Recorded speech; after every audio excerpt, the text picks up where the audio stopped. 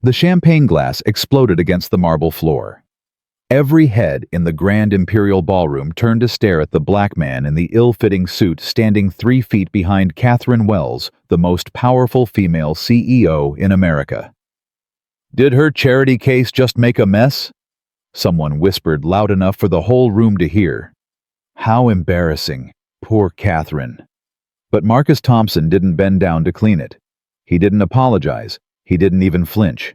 He just smiled. Because he knew something none of them did. Something that would destroy every assumption in this room in exactly 14 minutes. If you want to see the satisfying moment when these elite guests realize they picked the wrong man to mock, stay right here. Drop a comment with your city so I can see how far this story travels. The morning Marcus Thompson's life changed forever started like every other morning for the past 14 years. His alarm went off at 4:47 a.m., not 4:45, not 4:50, exactly 4:47, because that gave him precisely 13 minutes to shower dress and start breakfast before his twin daughters needed to wake up for school.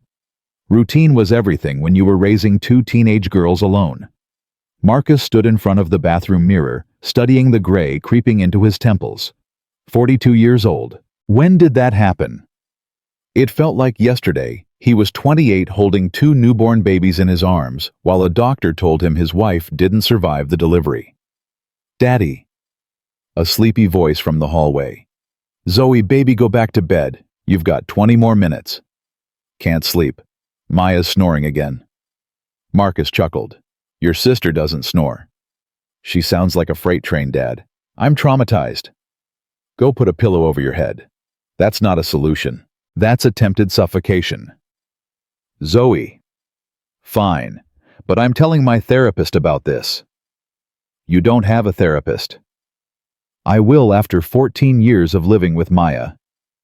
Marcus heard her shuffle back to her room, still muttering complaints. He smiled at his reflection. Those girls were the only reason he got out of bed every morning. The only reason he worked double shifts at the community center. The only reason he kept going when everything inside him wanted to stop.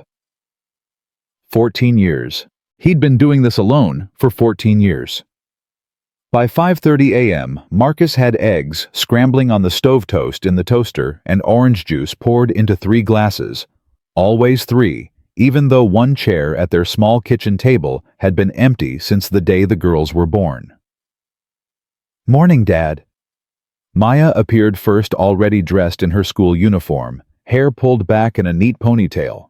She was the organized one, the planner, the one who reminded Marcus about permission slips and parent-teacher conferences. "Morning, baby. Sleep okay?" "Zoe kept me up talking in her sleep." "That's not true." Zoe appeared behind her hair-wild uniform wrinkled. "I don't talk in my sleep. You said, and I quote, 'The dolphins are coming for the pizza.' What does that even mean?" "It means I was having an awesome dream before you ruined it."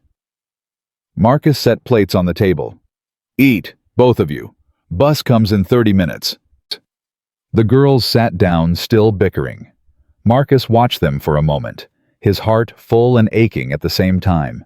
They looked so much like Angela. Same eyes, same stubborn jaw, same way of tilting their heads when they were thinking hard about something. "Dad." Maya looked up from her eggs. "You okay?" "I'm fine, baby. Just thinking." "About Mom." Marcus nodded. He never lied to his girls about that. Zoe reached over and squeezed his hand. "She'd be proud of you, Dad. You know that, right?" "I know." He squeezed back. "Now eat. You're gonna miss the bus." The Bronx Community Center sat on the corner of 149th and 3rd, sandwiched between a laundromat and a bodega.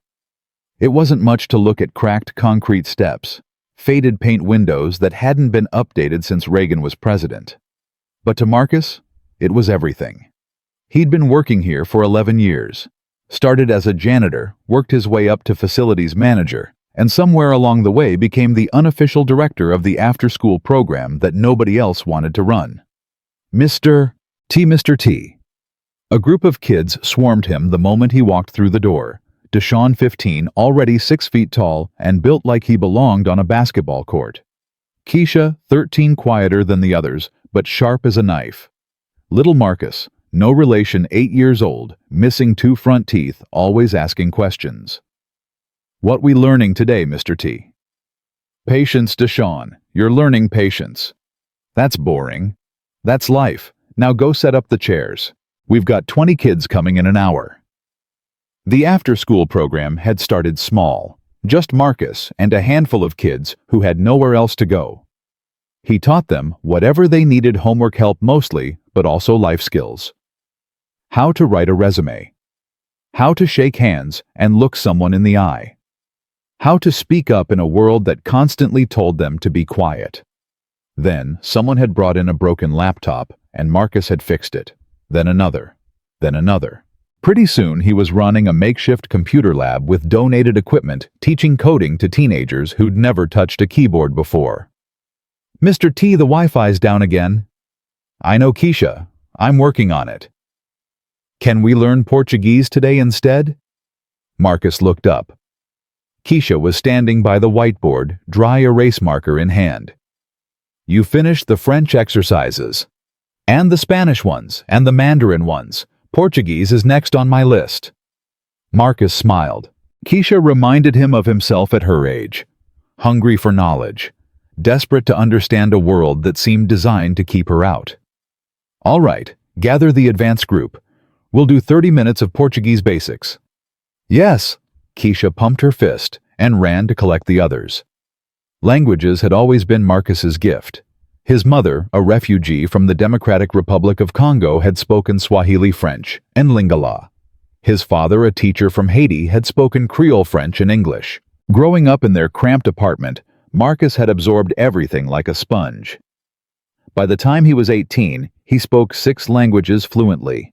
By 25, he'd added 2 more. Not that anyone knew. Not that anyone cared. When people looked at Marcus Thompson, black man, no college degree, janitor's uniform, they didn't see a polyglot. They didn't see someone who'd taught himself Mandarin by watching Chinese soap operas after his daughters went to bed. They didn't see the man who translated legal documents for immigrants in the neighborhood pro bono because no one else would. They just saw what they expected to see. And Marcus had stopped trying to change their minds a long time ago. The email arrived at 2:34 p.m. Marcus was in the middle of fixing a clogged toilet, glamorous work truly, when his phone buzzed. From Human Resources, Wells Technologies, subject interview request, community relations position. Marcus stared at the screen. Read it twice, 3 times. Wells Technologies, the tech giant, the company that had been all over the news lately for their controversial expansion into Africa. The company run by Catherine Wells, the youngest female CEO of a Fortune 500 company, known for being brilliant, ruthless, and completely intolerant of anything she considered beneath her. They wanted to interview him. Mr. T, you okay? You look like you saw a ghost. Deshaun was standing in the doorway. I'm fine. Just unexpected news. Good unexpected or bad unexpected? Marcus looked at his phone again. I honestly have no idea. The interview was scheduled for 3 days later. Marcus almost didn't go. Dad, you have to go. Maya sat on his bed watching him panic about his closet. This is a huge opportunity. They probably made a mistake. Wrong Marcus Thompson. There are approximately 0 other Marcus Thompsons in the Bronx running viral literacy programs. How do you know about that video? Dad, everyone knows about that video. You've got like 2 million views. Marcus sat down on the bed. I didn't ask for that video. I know, but it happened. And now a Fortune 500 company wants to meet you. This is a good thing. Is it? Marcus looked at his daughter. Maya, these people aren't like us. They live in a different world. So you've been teaching us our whole lives that we belong anywhere we want to be, that we shouldn't let anyone put us in a box. Were you lying? Marcus was quiet for a long moment. No, I wasn't lying. Then prove it. Maya handed him his best shirt. Iron this again. You missed a spot. Wells Technologies headquarters occupied 47 floors of a glass tower in Midtown Manhattan. Marcus had walked past it 100 times without ever imagining he'd walk through the front door. The lobby alone was bigger than the entire community center. Marble floors, soaring ceilings, people in suits that probably cost more than his rent. Marcus approached the reception desk, suddenly very aware of the wrinkles in his shirt, the scuff marks on his shoes, the way his tie felt like it was strangling him. "Can I help you?" The receptionist didn't look up from her computer. "I have an interview. Marcus Thompson." Thompson? She scrolled through her screen. "Ah, here we are. 15th floor. Take the elevator on the left." "Thank you." She still didn't look up. The elevator was glass, and Marcus could see the city shrinking beneath him as he rose. His stomach did a slow flip. He thought about his daughters, about the kids at the community center, about Angela gone 14 years, but still the voice in his head telling him he could do anything. The doors opened. A young woman with a tablet was waiting. "Mr. Thompson, I'm Jessica, Ms. Wells' assistant. Follow me, please." She walked fast. Marcus struggled to keep up without actually running. "The interview will be conducted by Ms. Wells personally," Jessica said, not looking back. "She's on a tight schedule, so please keep your answers concise. Don't volunteer information she doesn't ask for. Don't make eye contact for longer than 3 seconds. Don't..." "Wait." Marcus stopped walking. "Don't make eye contact for longer than 3 seconds." Jessica turned, finally looking at him. Her expression softened slightly. "It's... Ms. Wells prefers directness. She doesn't like small talk, and she finds prolonged eye contact aggressive." "Good to know." Jessica hesitated. "Mr. Thompson, a word of advice." "Sure." "This company has been under a lot of scrutiny lately. The African expansion isn't going well, and the board is pushing for a friendlier face. Someone relatable. The truth is they probably brought you in because of the optics. Black man from the Bronx, heartwarming video, good story for the press." She paused. "I'm not saying that to be cruel. I'm saying it so you understand what you're walking into." Marcus studied her face. She was young, mid-20s maybe, and there was something in her eyes that reminded him of Keisha. Like she'd been overlooked too many times and had learned to see the world more clearly because of it. "Thank you for telling me that." "Don't thank me. Just be careful." Catherine Wells was on a conference call when Marcus entered her office. She held up one finger, wait, without glancing in his direction. Marcus stood by the door. Waited. Tried not to look at anything too closely, but it was hard. Her office was 3 times the size of his apartment. Floor-to-ceiling windows overlooking Central Park. Artwork on the walls that probably cost more than he'd earned in his entire life. "I don't care about the timeline. I care about results." Catherine's voice was sharp, precise. "Fix it by Friday, or don't bother coming to the board meeting." She ended the call and finally turned to face him. Catherine Wells was 40, though she looked younger. Everything about her was polished hair, nails, suit expression. She studied Marcus the way a scientist might study a specimen under a microscope. "Marcus Thompson." "Ms. Wells." "Sit." He sat. "I've seen your video." She pulled up something on her computer.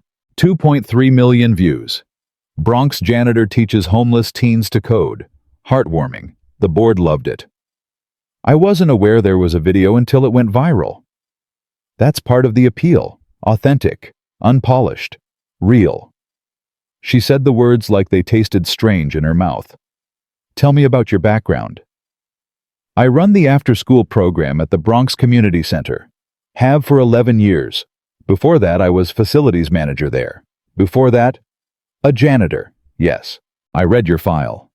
She leaned back in her chair. No college degree, no professional experience outside of manual labor. No connections in this industry. Why do you think you're qualified for a position at Wells Technologies? Marcus felt his jaw tighten. Because I understand communities. I've spent my entire career working with people who've been overlooked, underserved, forgotten. If your company wants to expand into developing regions, you need someone who actually understands what those communities need, not someone who read about it in a case study. Catherine's expression didn't change, but something flickered in her eyes. Interest, amusement, Marcus couldn't tell. You have children. The question caught him off guard. Twin daughters, 14. Their mother passed away when they were born. So you've raised them alone for 14 years while working full-time and running a volunteer program? Yes. Catherine made a small humming sound. That's either admirable or masochistic. I haven't decided which. She stood up, walked to the window, looked out at the city. Here's what's going to happen, Mr. Thompson. I'm going to offer you a job. Not because I think you're qualified, frankly you're not, but because my board is demanding a friendlier face after our last PR disaster. You're going to be head of community relations. You'll smile for cameras. You'll attend events. You'll make us look good. She turned to face him.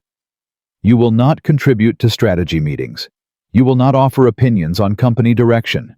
You will not pretend to understand the complexities of running a global technology enterprise. You will do exactly what you're told when you're told, and nothing more. She tilted her head. Are we clear? Marcus didn't answer immediately. He thought about his daughters, about the opportunity, about the way Jessica had looked at him in the hallway. He thought about his mother who'd cleaned houses for white families for 30 years, and his father who'd taught middle school for even longer, and how both of them had told him the same thing. Sometimes you take the door that opens, and once you're inside, you show them exactly who you are. Crystal clear, Ms. Wells. Good. Report to HR tomorrow. They'll set up your office.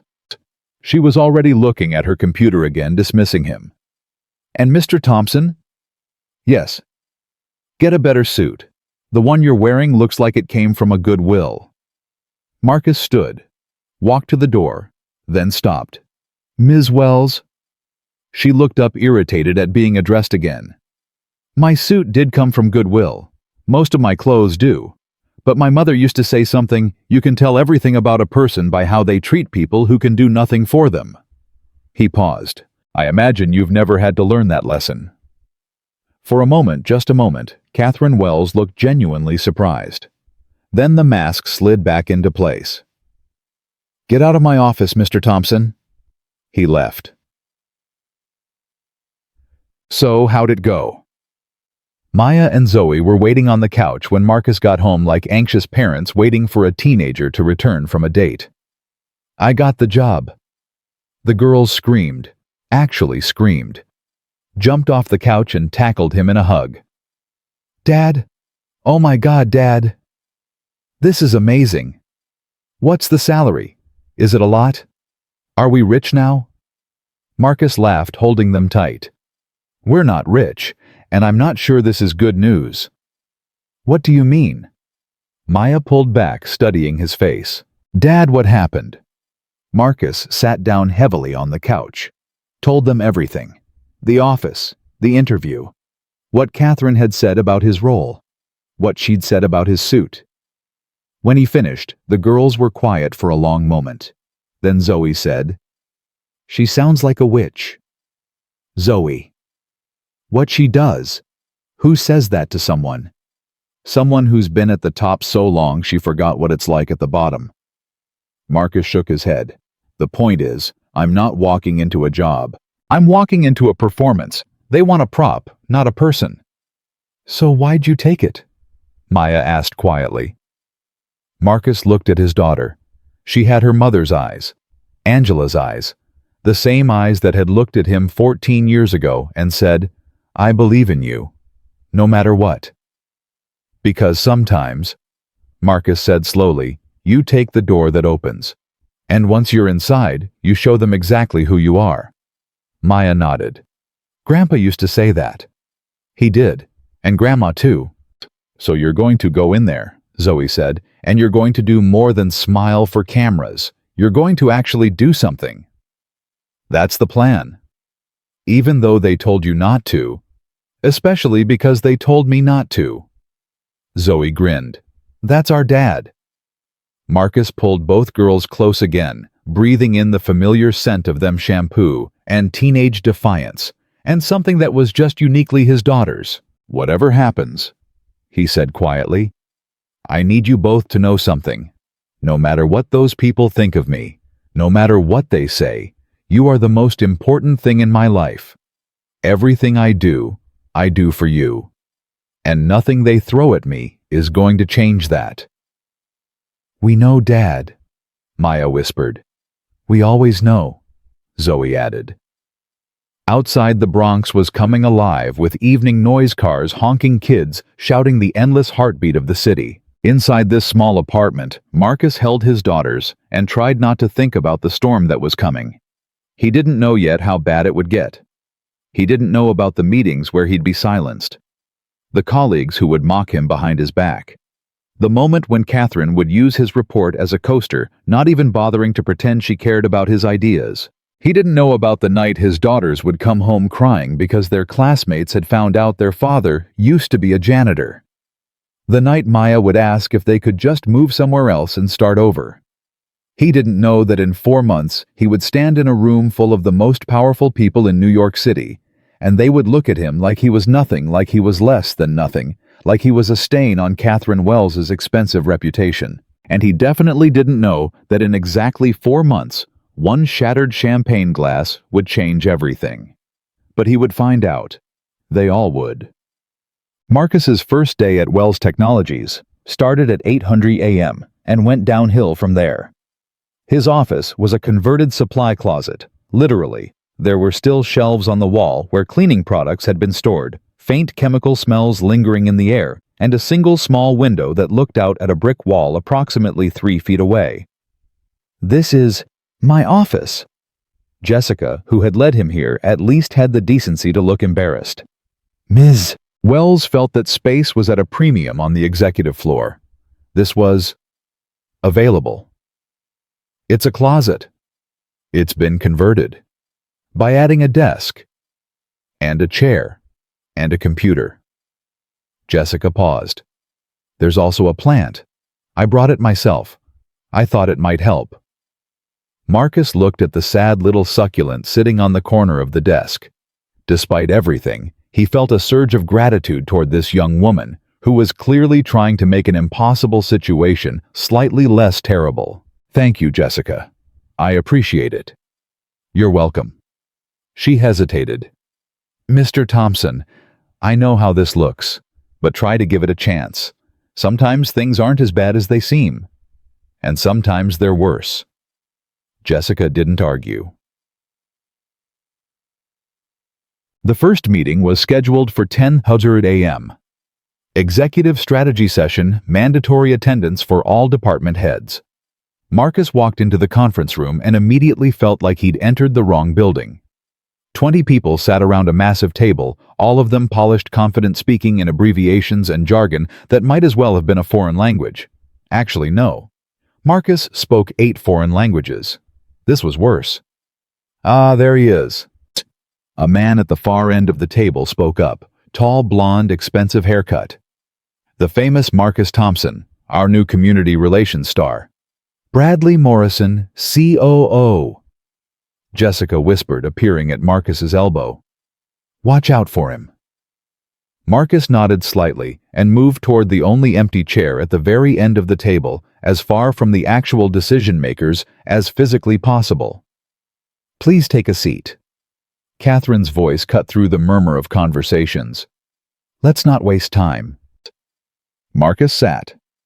For the next 45 minutes, he listened to discussions about quarterly projections, market penetration strategies, competitive analyses. None of it involved him. No one asked his opinion.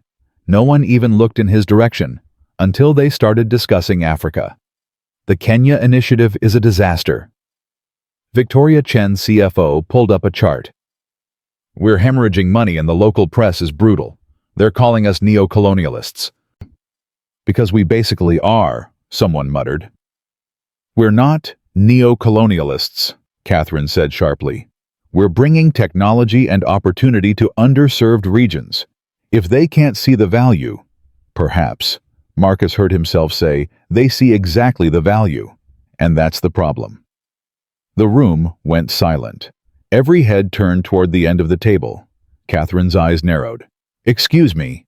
Marcus's heart was pounding, but he kept his voice steady. I've been reading the local coverage. The Kenyan press isn't calling you neo-colonialists because of the technology. They're calling you neo-colonialists because of the contracts. You're partnering with local governments but cutting out local businesses. You're bringing in American managers instead of training local leaders. You're extracting value instead of building community. Bradley Morrison laughed. And you learned this from cleaning toilets. Marcus didn't flinch. I learned this from listening, something this company apparently forgot how to do. The silence stretched. Marcus could feel the anger radiating off Catherine like heat from a furnace. Mr. Thompson, she said finally, her voice like ice. Your job is community relations, not strategy, not policy, not telling this board how to run a multi-billion-dollar operation. She stood signaling the meeting was over. Perhaps you should focus on what you were hired to do. Smile for cameras. Look relatable. Leave the thinking to people with actual qualifications. She walked out. The rest of the executives followed, several of them shooting Marcus looks that ranged from pity to contempt. Bradley Morrison paused at the door. Word of advice, janitor. Know your place. Then he was gone. Marcus sat alone in the empty conference room, staring at the expensive table, the expensive chairs, the expensive artwork on the walls. Know your place. He thought about his mother scrubbing floors for families who never learned her name. He thought about his father teaching kids who would never know he'd written 3 unpublished novels in French. He thought about Angela, who'd worked 2 jobs to support his dreams before the pregnancy complications took her away. Know your place. Marcus had heard that phrase his entire life. From teachers who thought a black kid from the projects couldn't learn calculus. From employers who saw his zip code and tossed his resume in the trash. From a world that constantly relentlessly tried to convince him that he was less than. He took out his phone, looked at the photo of his daughters on the home screen.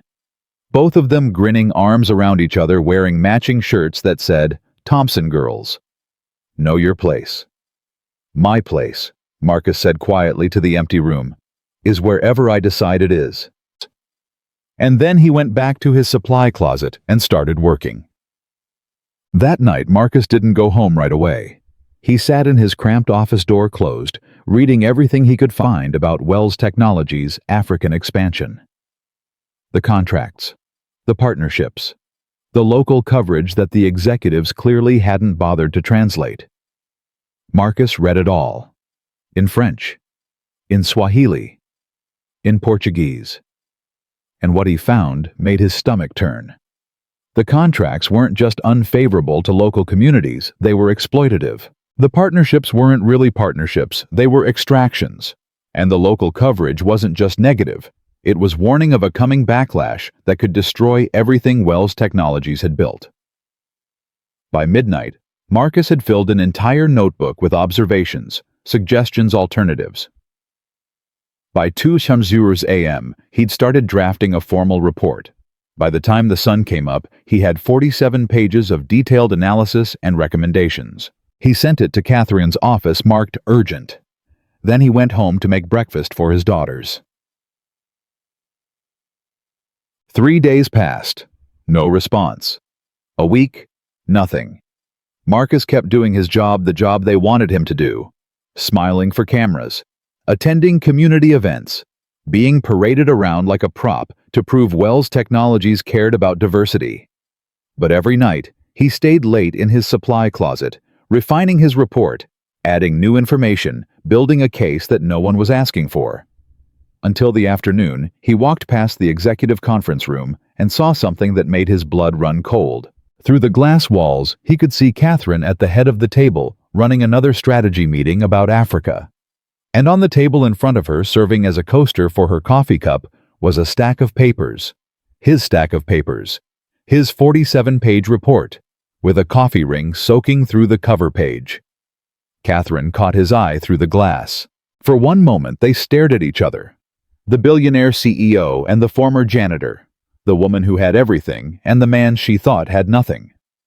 Then, Catherine deliberately lifted her coffee cup, took a sip, and set it back down on his report. And smiled. Marcus walked away. He went back to his supply closet, closed the door, and sat in the dark for a very long time. This was worse than being ignored. This was deliberate humiliation. This was Catherine making absolutely sure he understood exactly how little his ideas, how little he mattered to her. His phone buzzed. A text from Zoe. "Hey, Dad. Maya and I made dinner. Your favorite. Come home soon." Marcus stared at the message. His girls. His reason for everything. He thought about quitting, about walking out, about telling Catherine exactly what he thought of her and her company, and her contempt for everyone she considered beneath her. But then he heard his father's voice in his head, the way he always did in moments like this. "Son, the world is going to underestimate you. Let them. Because when you're underestimated, you're invisible. And when you're invisible, you can do things no one expects." Marcus stood up. He wasn't going to quit. He wasn't going to give them the satisfaction. He was going to keep working, keep watching, keep waiting. Because sooner or later an opportunity would come. And when it did, Marcus Thompson was going to show every single person at Wells Technologies exactly who they'd been overlooking.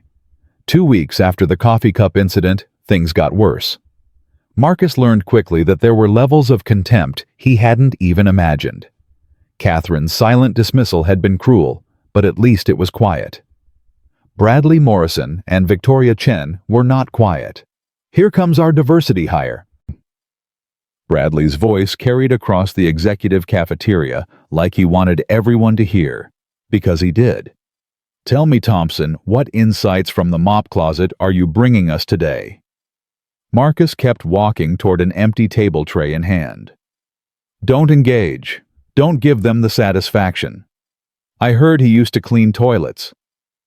Victoria didn't bother lowering her voice either. "Catherine really knows how to pick them. What's next, hiring a homeless person to run finance? Laughter. Polished, expensive laughter from people who had never worried about making rent in their lives." Marcus sat down, ate his sandwich, didn't look up, but he heard every word. "You know what I don't understand?" Bradley had moved to a table closer to Marcus, now still performing for his audience. "Why even pretend everyone knows why he's here? It's a tax write-off, a PR stunt. Does anyone actually believe he contributes anything?" "I heard he submitted some kind of report." Victoria again. 40 pages of suggestions from a man who's never run anything larger than a broom. More laughter. Marcus finished his sandwich, stood up, walked his tray to the return station. As he passed Bradley's table, the COO called out, "Hey Thompson, word of advice. The janitor's closet is on the 3rd floor, in case you get confused about where you belong." Marcus stopped. For one long moment, he stood there with his back to them, every muscle in his body coiled tight. He thought about turning around, thought about saying something. Thought about 14 years of raising his daughters alone, of working double shifts, of teaching himself languages in the dark hours of the night while the world slept. Then he thought about his father, who had endured worse. His mother, who had endured worse. Angela, who had believed in him when no one else did. He kept walking. Behind him, Bradley was still laughing. That night, Marcus came home late. The girls were already in bed, but Maya had left a note on the kitchen table. "Dad left over pasta in the fridge. Don't forget to eat. We love you." He sat down heavily at the table, staring at the note. His daughter's handwriting. Careful and precise, just like her. He didn't eat the pasta. He just sat there in the dark, wondering if he'd made a terrible mistake. The next morning brought a new humiliation. Marcus arrived at his supply closet to find that someone had taped a picture to his door. A cartoon janitor with a mop captioned, "Executive Material." He pulled it down, crumpled, It threw it away. Inside his desk had been moved, just slightly, maybe 6 inches, so that now when he sat down, his chair hit the back wall and he couldn't fully extend his legs. A petty change, a small inconvenience. But that was the point, wasn't it? Death by 1,000 cuts. His computer had been logged out of the company system. When he tried to reset his password, an error message appeared. Please contact IT. Your access level does not permit this function. Marcus picked up his phone and called Jessica. They've locked me out of the system. A pause. I'll look into it. Jessica, this isn't a glitch. Another pause, longer this time. I know. I'll see what I can do. It took 3 days to get his access restored. 3 days during which Marcus couldn't check email, couldn't access company documents, couldn't do any of the basic functions his job supposedly required. When he finally logged back in, he found 147 unread emails. Most of them were meeting invitations to meetings that had already happened. Requests for input on decisions that had already been made. Updates on projects that had moved forward without him. He was being erased, slowly, methodically, deliberately, and there was nothing he could do about it. At home, the girls were starting to notice.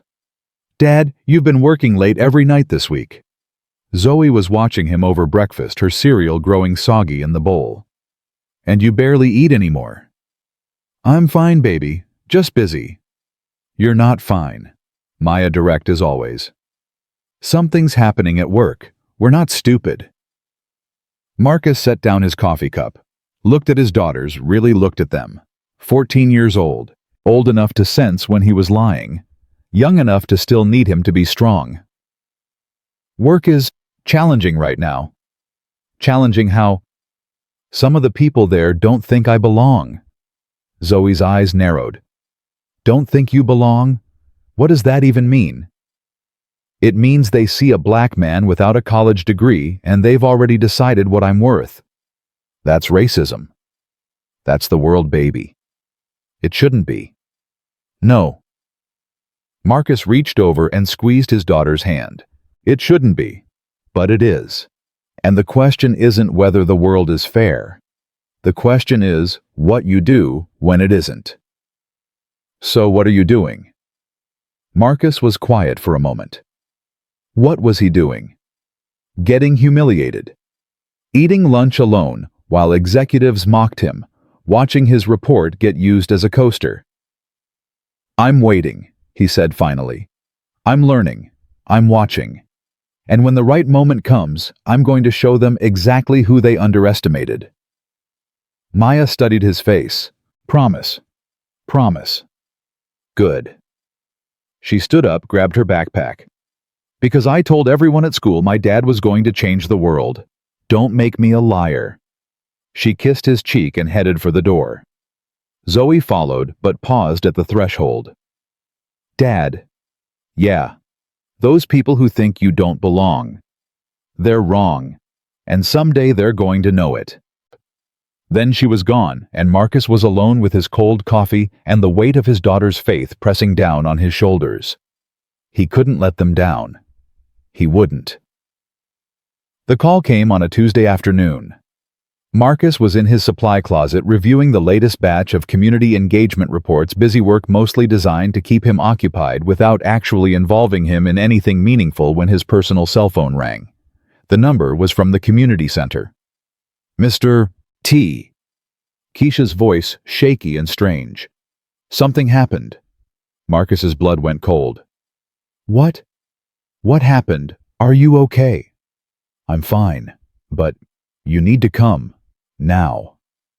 He didn't ask questions, didn't tell anyone he was leaving, just grabbed his jacket and ran. The subway ride to the Bronx took 47 minutes, the longest 47 minutes of Marcus's life. His mind raced through possibilities, each one worse than the last. Fire, violence, someone hurt, someone killed. When he finally reached the community center, he found Keisha standing outside with a group of kids, all of them looking shell-shocked. Keisha, talk to me. They shut us down. Keisha's voice cracked. The city.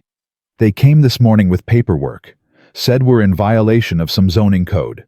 Said we have to vacate by the end of the month. Marcus felt the ground tilt beneath his feet.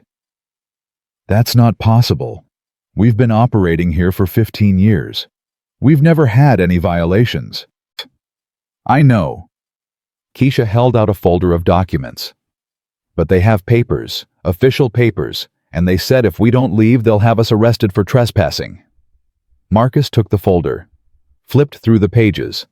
Zoning violations, building code issues, environmental concerns. Page after page of bureaucratic language that all added up to one thing: the community center was done. This doesn't make sense. He kept reading, looking for something, anything that would explain what was happening. We passed inspection 6 months ago. Everything was fine. Mr. T. Deshaun stepped forward, his young face twisted with anger. One of the inspectors, he let something slip. Said this came from downtown, from people with money. Said someone wanted this building for redevelopment. Marcus looked up. Redevelopment? Yeah, some tech company bought up half the block. They're building new offices or something. Marcus's hands started shaking. He knew, even before he looked at the redevelopment proposal, even before he saw the name on the paperwork. He knew. Wells Technologies. They weren't just trying to humiliate him at work. They were trying to destroy everything he'd built. That night, Marcus didn't go home. He sat in the empty community center, surrounded by the computers. He'd fixed the books he'd collected, the chairs where kids had sat for 11 years learning things the world said they'd never understand. His phone buzzed. A text from Maya. "Dad, where are you?" He couldn't answer, couldn't find the words to explain what was happening, couldn't admit that he'd walked into the lion's den thinking he could make a difference, and instead, the lion had followed him home. Another buzz. Zoe this time. "Dad, you're scaring us. Please respond." He typed back, "I'm okay. Just dealing with something. Be home soon." But he wasn't okay, and he wasn't sure he'd ever be okay again. At midnight, his phone rang. Jessica's number. He almost didn't answer, but something made him pick up. "Mr. Thompson." Her voice was quiet, urgent. "I need to tell you something. But you can't ask how I know, and you can't tell anyone I called." Marcus sat up straighter. "What is it?" "The community center closure. It wasn't random. Bradley Morrison pushed for it. He found out about your connection to the place, and he wanted to send a message." Marcus felt something cold settle in his chest. What kind of message? That you're not untouchable. That even outside the office they can reach you. "Mr. Thompson, these people don't just want you to fail, they want to break you. They want to make an example of what happens when someone like you tries to play in their world. Someone like me." Their words, not mine. Marcus was quiet for a long moment. When he spoke, his voice was steady, but there was something new in it. Something hard. "Jessica, why are you telling me this?" She hesitated. "Because I've watched you for 2 months. I've seen how they treat you. And I've seen how you respond with dignity, with patience, with grace they don't deserve." Another pause. "My father was like you, immigrant from the Philippines, worked his whole life for people who never respected him, never saw him. He died thinking he hadn't made a difference." Her voice cracked. "He was wrong. He made a difference to me. And I think you're making a difference too. Even if they can't see it yet." Marcus closed his eyes. "Thank you, Jessica. There's one more thing. The Tech Summit Gala. It's in 6 weeks. Catherine is receiving an award. She's required to bring the whole executive team, including you. It's going to be the biggest event of the year. Politicians, foreign delegates, international press. Why does that matter? Because it's the one night she can't hide you. The one night you'll be in the same room as everyone who matters. If you're going to make a move, that's when." She hung up before he could respond. Marcus sat in the darkness, phone still pressed to his ear, mind racing. 6 weeks. 6 weeks to figure out how to save his community center. 6 weeks of continued humiliation at work. 6 weeks of pretending everything was fine for his daughters. And at the end of it, one night, one chance. If he could hold on that long. The next few weeks were the hardest of Marcus's life. He worked 2 jobs again, just like the old days. Days at Wells Technologies, smiling through the contempt, attending meetings where no one listened to him, eating alone in the cafeteria while Bradley and Victoria performed their cruelty for anyone who would watch. Nights at the community center, fighting to keep it open, calling lawyers, filing appeals, reaching out to local politicians who promised to help and then went silent. Trying to find alternative spaces, backup plans, anything to keep the kids from losing the one safe place many of them had ever known. "Mr. T, you look tired." Keisha handed him a cup of coffee, the cheap, instant kind, all they could afford. "When's the last time you slept?" "I'll sleep when this is over." "That's what you said last week." "And I'll say it again next week." He managed a weak smile. "Don't worry about me, Keisha. Worry about your SAT prep." "I finished the practice tests, all of them. Already. I'm fast." She sat down across from him. "Mr. T, can I ask you something?" "Always." "Why do you keep going to that company, I mean? They treat you like garbage. Everyone can see it. Why don't you just quit?" Marcus thought about the question. He'd asked himself the same thing 100 times over the past few weeks. "You know how I learned Swahili," he said finally. Keisha shook her head. "My mother used to tell me stories. About her village in Congo. About the war. About losing everything, her family, her home, her country. And when I asked her how she survived, how she kept going when everything was gone, you know what she said?" "What?" "She said the river doesn't stop because of the rocks. It flows around them, over them, through them. The river always finds a way." Marcus took a sip of his coffee. "That company, those people, they're rocks. And I'm the river. They can make my path harder. They can try to dam me up. But they can't stop me. Because I've been flowing around rocks my whole life. And I know something they don't." "What's that?" Marcus smiled. "Water is patient. Water is persistent. And given enough time, water can wear down even the biggest rock."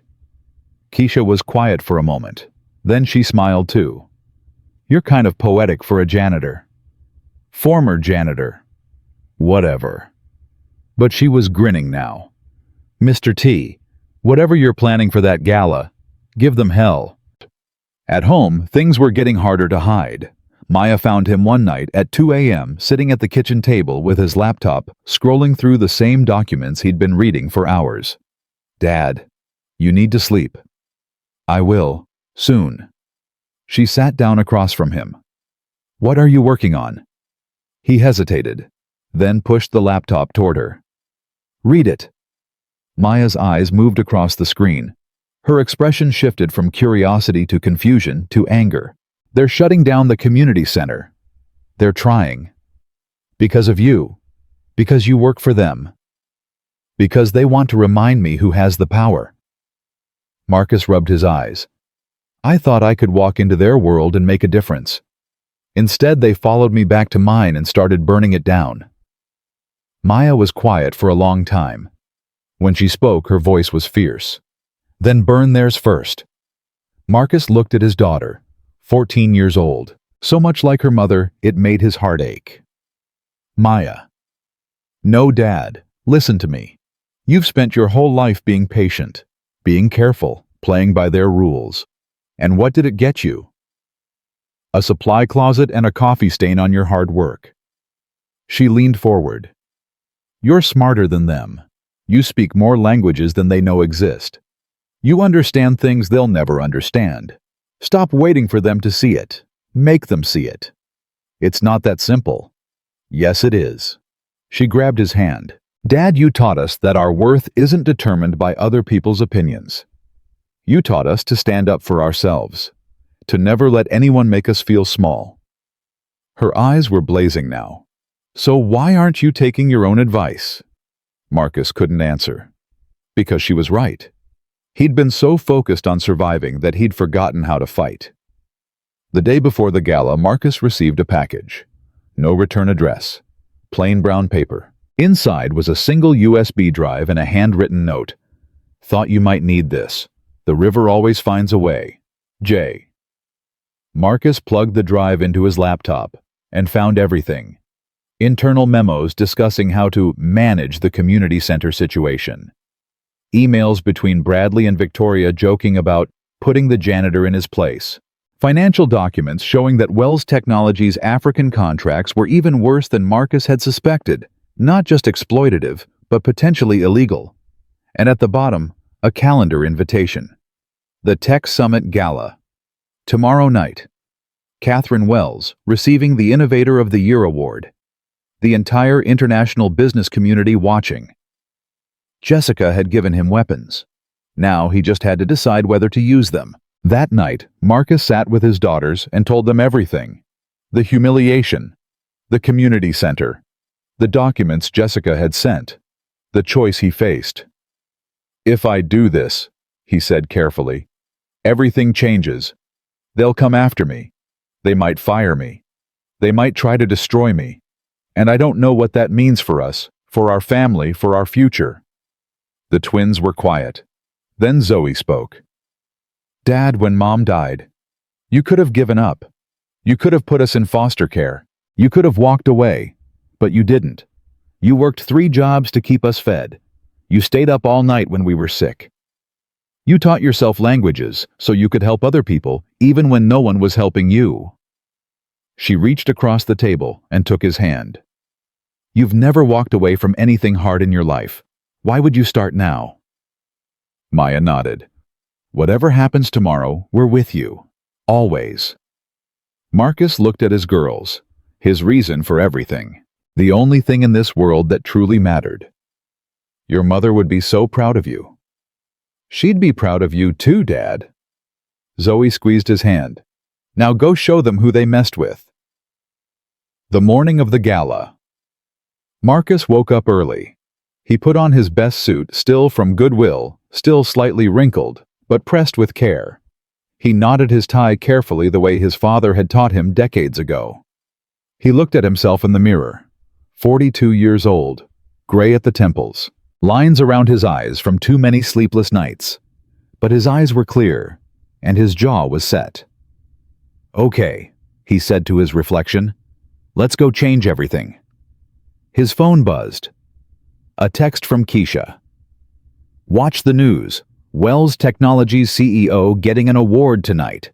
Saw they listed you as attending. Then another text. Mr. T, whatever happens, thank you. For everything. Then one more, the river always wins. Marcus smiled and walked out the door. The Grand Imperial Ballroom was already buzzing with activity when Marcus arrived. He stood outside for a moment, watching limousines pull up one after another, disgorging passengers in designer gowns and custom-tailored suits. Diamonds caught the light. Champagne flowed. Laughter echoed across the marble steps, like the sound of money congratulating itself. Marcus adjusted his tie one more time, took a breath, and walked through the doors. The security guard barely glanced at his invitation before waving him through. Why would he look twice? Marcus was invisible. That was the whole point. Inside, the crowd was even more overwhelming. Politicians he recognized from television. Tech CEOs whose faces graced magazine covers. Foreign dignitaries with entourages trailing behind them. And everywhere, the subtle dance of power handshakes held a beat too long smiles that calculated more than they welcomed, eyes constantly scanning for someone more important. Marcus moved through the crowd like a ghost. No one approached him. No one greeted him. A few people glanced his way, quick assessments that registered his off-the-rack suit, his lack of obvious wealth, his blackness, and then looked away, already forgetting he existed. Thompson. The voice came from behind him. Marcus turned to find Bradley Morrison champagne glass in hand, flanked by Victoria Chen and 2 board members Marcus had never spoken to. Surprised they let you through the door. Bradley's smile was all teeth. Did you tell them you were with the catering staff? Victoria laughed. The board members chuckled politely. Marcus didn't respond. Cat got your tongue. Bradley stepped closer, lowering his voice so only their little group could hear. Listen carefully, janitor. Tonight is important. Catherine is receiving a major award. There will be press investors, people who actually matter. Your job is to stand in the corner, smile when someone points a camera at you, and for God's sake, don't speak. Can you manage that? Marcus met his eyes, held them. I'll do what's appropriate. What's appropriate is knowing your place. Bradley drained his champagne. Remember, corner, smile, silence. That's all you're good for. He walked away, Victoria and the others following. Their laughter trailed behind them like perfume. Marcus stood alone, the USB drive heavy in his pocket. 14 minutes. That's what he'd told himself.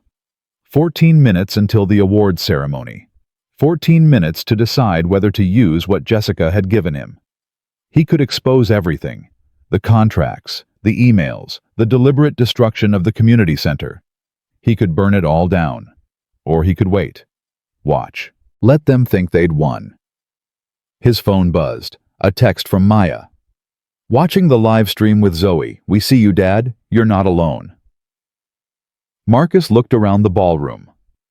Hundreds of people, billions of dollars represented, and not a single person who saw him as anything more than a prop.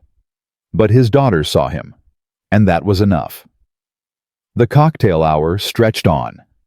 Marcus found a spot near a pillar where he could observe without being observed. He watched the dynamics of the room, who talked to whom, who avoided whom, whose laughter was genuine and whose was performance. He watched Catherine Wells work the room like a general surveying a battlefield. She moved from group to group, always in control, always commanding attention. People deferred to her. Powerful men leaned in when she spoke. Powerful women studied her with a mixture of envy and respect. And when her eyes occasionally swept past Marcus, they registered nothing. Not contempt, not even acknowledgement, just emptiness. To Catherine Wells, he literally did not exist. Quite something, isn't it? Marcus turned. A woman he didn't recognize had appeared beside him, older, perhaps 70, with silver hair and sharp eyes that missed nothing. The performance, I mean. She nodded toward the crowd. All these people pretending to like each other, pretending to be impressed, pretending any of this matters. Does it matter? She smiled. That depends on who you ask. She extended her hand. Eleanor Whitfield, I'm on the board of 3 of the companies represented in this room. And I've been watching you for the past 20 minutes. Marcus shook her hand, suddenly wary. Marcus Thompson. I know who you are. The viral video. The community center in the Bronx. Her eyes were kind but probing. I also know what they've been doing to you at Wells Technologies. The supply closet. The exclusion. The coffee cup incident. Marcus's jaw tightened. You know about that. My dear, I know about everything. The benefit of being old and rich is that people forget you're listening. She took a sip of her champagne. The question is, what are you going to do about it? I'm not sure I understand. Yes, you do. Eleanor's gaze was steady. You have information. I can see it in your posture. The way you keep touching your pocket. You're carrying something that could change everything tonight. The only question is whether you have the courage to use it. Marcus was silent. Let me tell you something about this world, Mr. Thompson. These people, she gestured at the crowd, they feed on weakness. They smell fear like sharks smell blood. The moment they sense you're playing defense, they devour you. And the alternative? Eleanor smiled. Attack, but not the way they expect.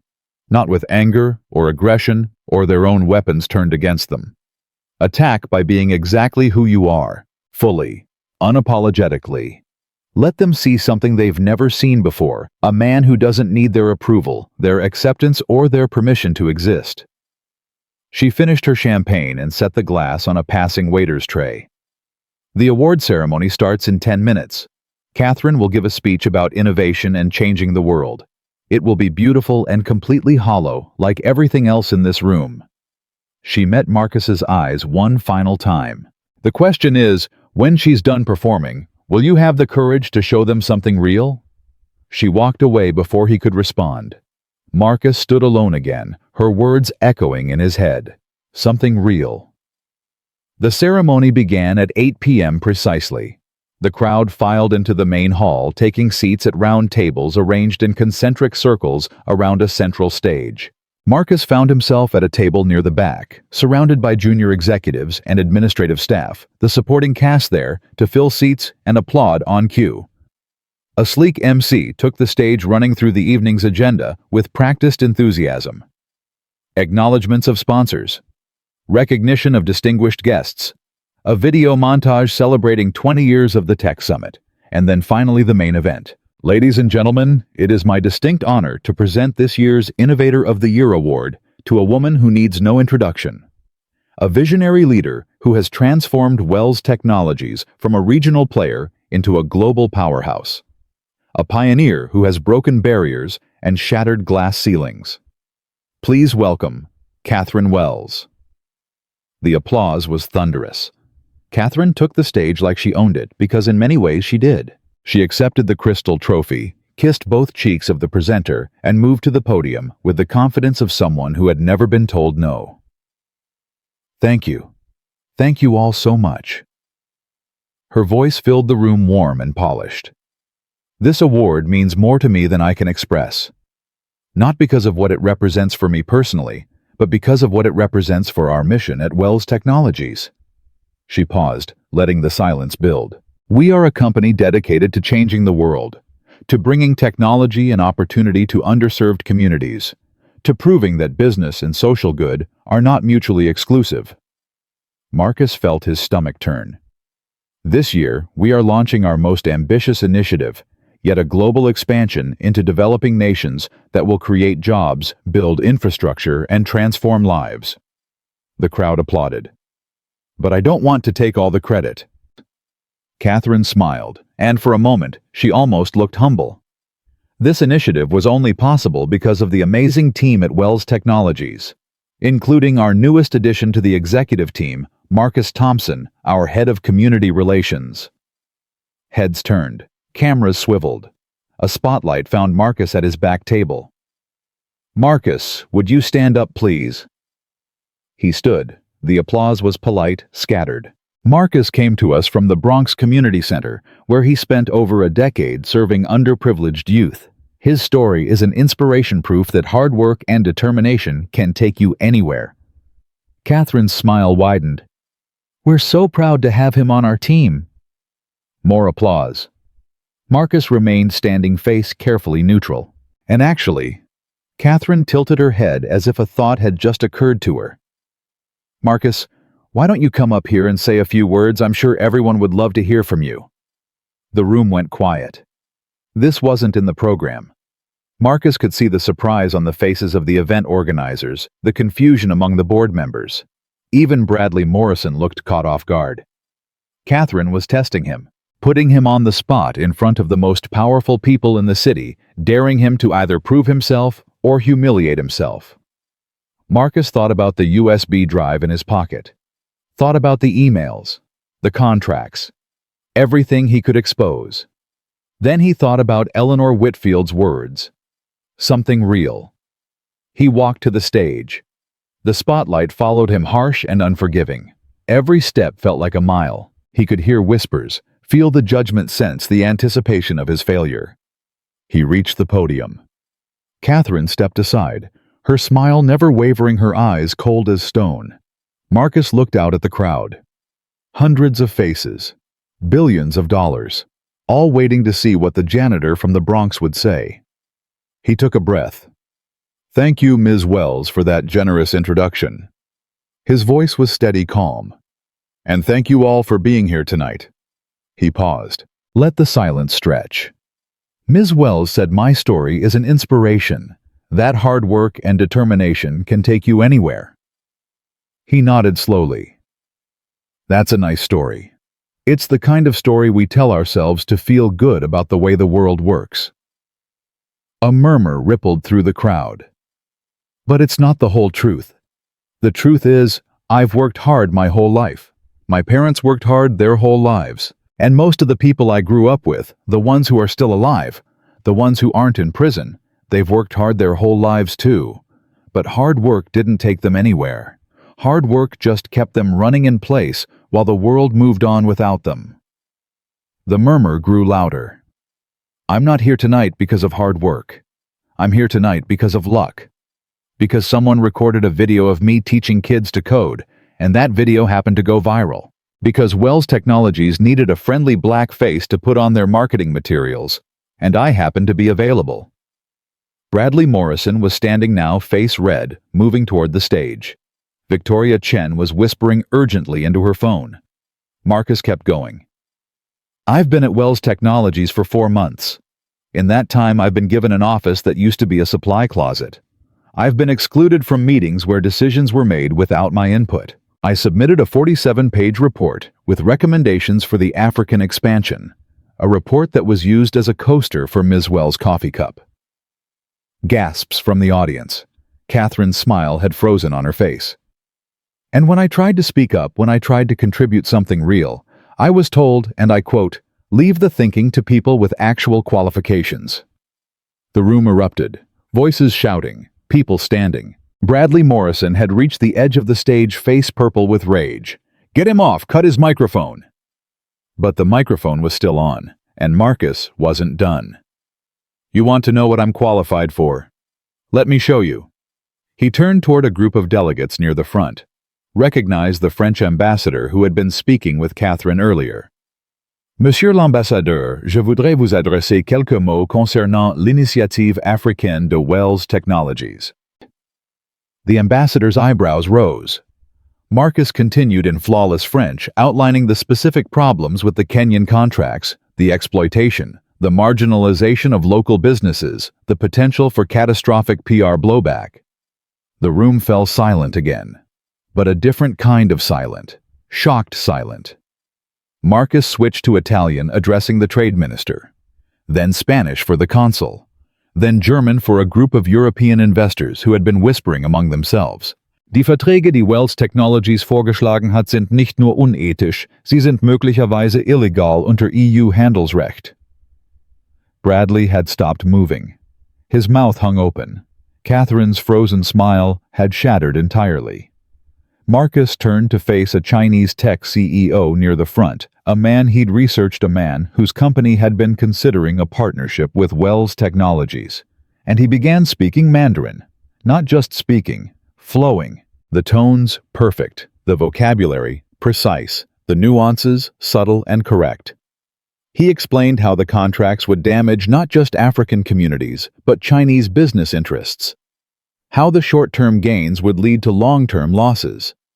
How there was a better way. When he finished, the room was absolutely still. No one moved. No one spoke. Marcus looked out at the crowd, at the shock on their faces, the disbelief, the sudden realization that they had completely, utterly, catastrophically misjudged him. "I grew up in the Bronx," he said quietly. "My mother was a refugee from Congo. My father was a teacher from Haiti. They didn't have money. They didn't have connections. They didn't have fancy degrees. What they had was love, and books, and a belief that their son could be anything he wanted to be if he was willing to work for it." He felt tears threatening pushed them back. "I learned French from old textbooks, Italian from cooking shows, German from night classes at community centers like the one I ran for 11 years, Spanish from my neighbors, Mandarin from YouTube videos, and Chinese soap operas after my daughters went to bed. I learned because I wanted to understand the world. Because I wanted to connect with people. Because language isn't just words, it's a bridge. And I've spent my whole life building bridges." He turned to face Catherine directly. "You asked me once what I brought to this marriage, I'm sorry, this company. What made me special? What qualified me to be here?" Catherine said nothing. Her face was pale as marble. "I brought myself, my experiences, my languages, my understanding of communities that you've never set foot in and never will. I brought decades of working with people you've dismissed as unimportant, learning from people you've written off as beneath you." He stepped away from the podium. "You wanted a prop, a token, a friendly face to make your exploitation look humanitarian. But I'm not a prop. I'm not a token, and I'm not going to stand here while you pretend to help communities that you're actually destroying." The French ambassador stood up, then the Italian minister, then the Chinese CEO. One by one, people rose from their seats not in protest, but in something that looked almost like respect. Bradley Morrison rushed the stage, grabbing Marcus's arm. "That's enough security, get him out of here." But the ambassador stepped forward, his voice cutting through the chaos. "Actually, I would very much like to hear more from Mr. Thompson.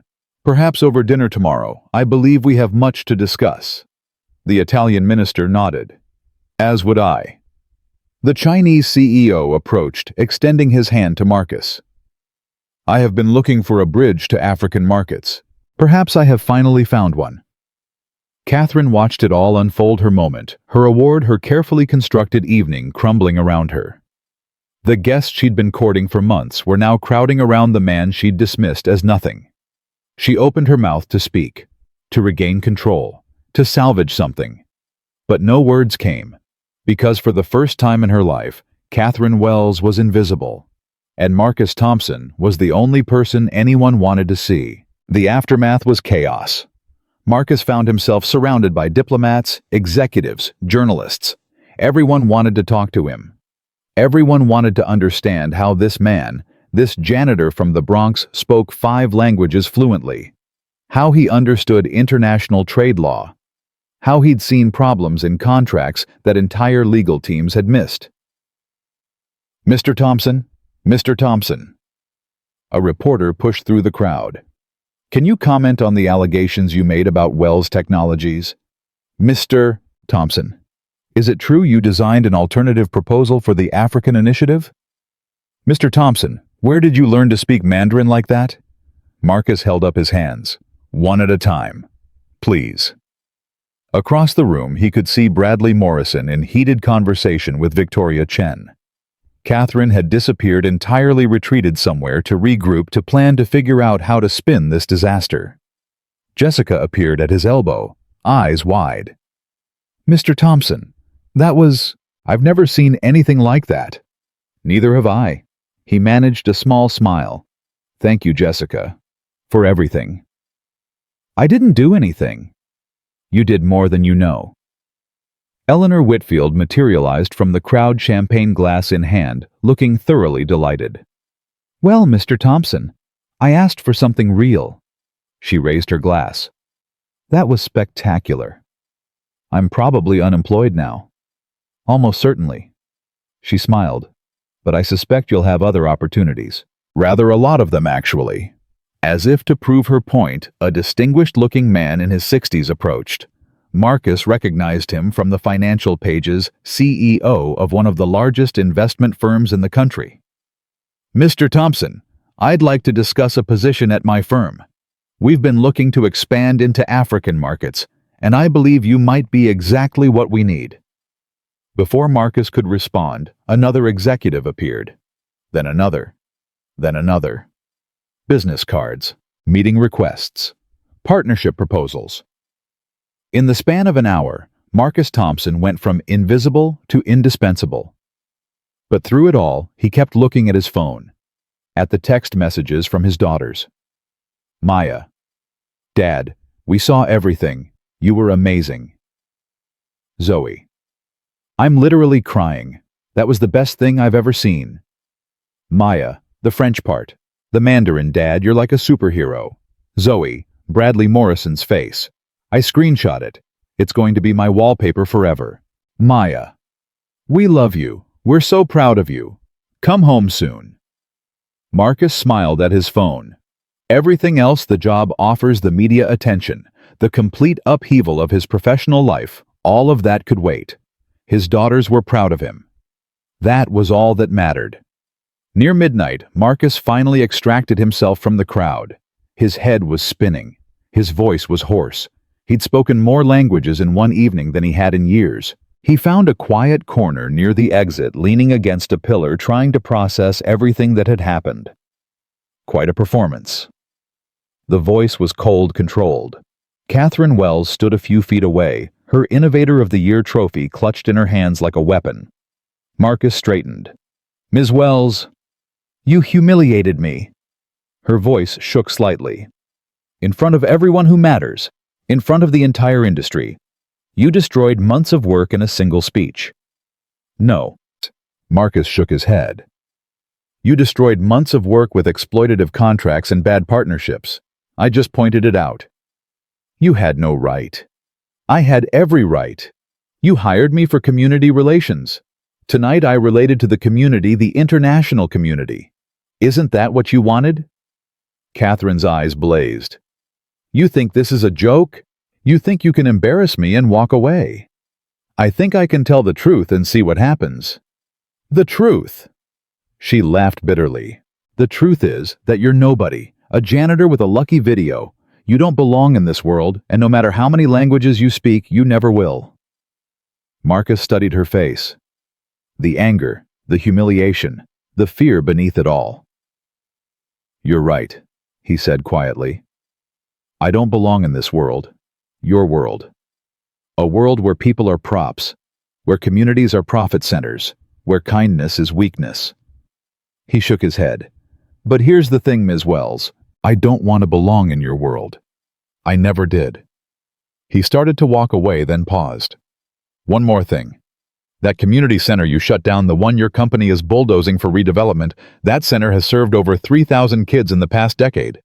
Kids who had nowhere else to go. Kids who learned to read there, to code there, to believe in themselves there. He turned back to face her. Your contracts might be legal.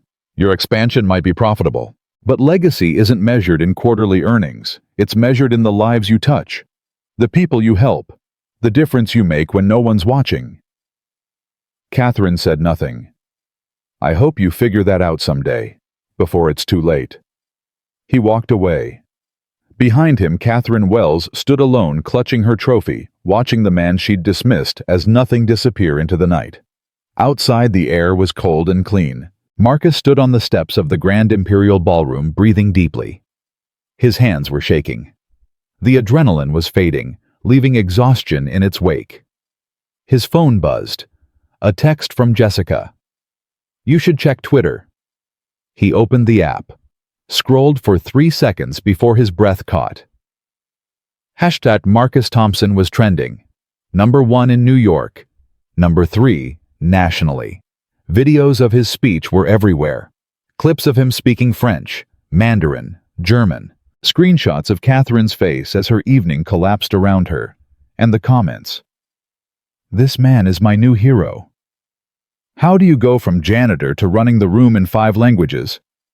Wells Technologies just got destroyed, and I am here for it. Protect Marcus Thompson at all costs. Marcus closed the app, put his phone away. Somewhere in the Bronx, his daughters were waiting. Somewhere in the city, kids like Keisha and Deshawn were asleep, dreaming of futures that might actually be possible now. And somewhere, in ways he couldn't yet imagine, everything was about to change.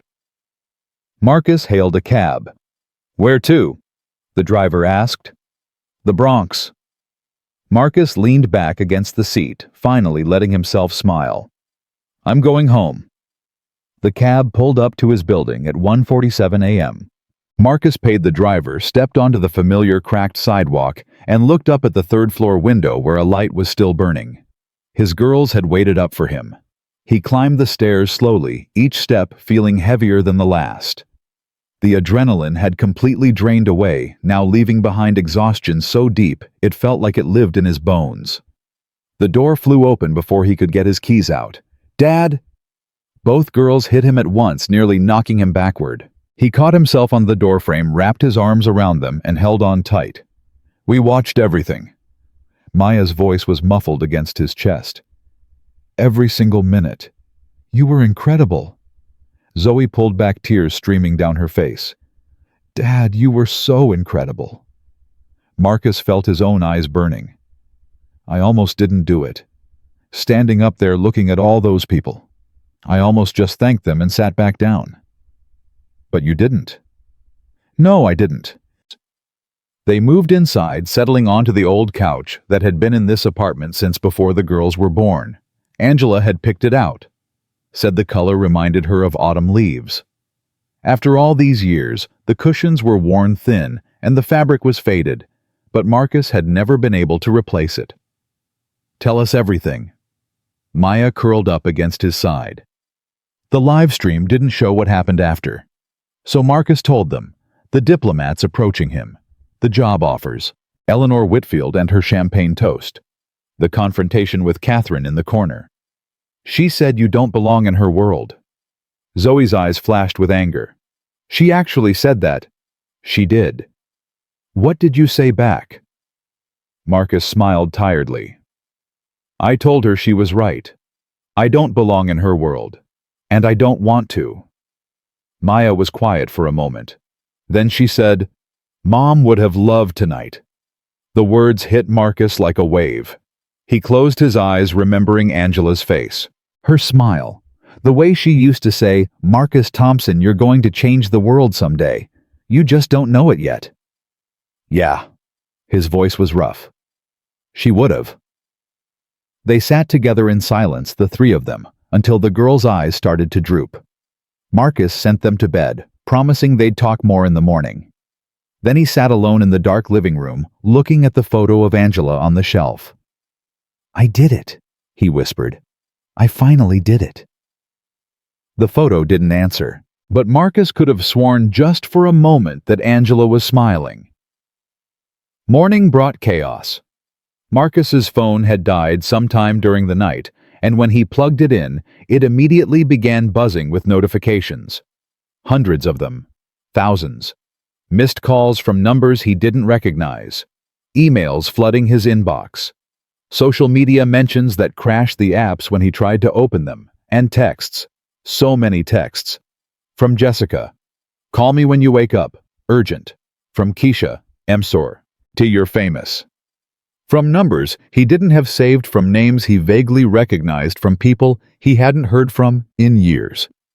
His landline rang, the old phone he kept mostly for emergencies. He picked it up cautiously. "Mr. Thompson? This is Sarah Chen from the New York Times. I was hoping to schedule an interview." "How did you get this number?" "Public records. Can we talk?" He hung up. The phone rang again immediately. "Mr. Thompson, CNN here. We'd love to have you on tomorrow morning." He hung up again. It rang a third time. "Marcus, it's Eleanor Whitfield. Don't hang up." He didn't hang up. "I imagine you're being bombarded right now," Eleanor said calmly. "The vultures always circle when there's blood in the water." That's a disturbing metaphor. But accurate. Listen to me carefully. You need representation.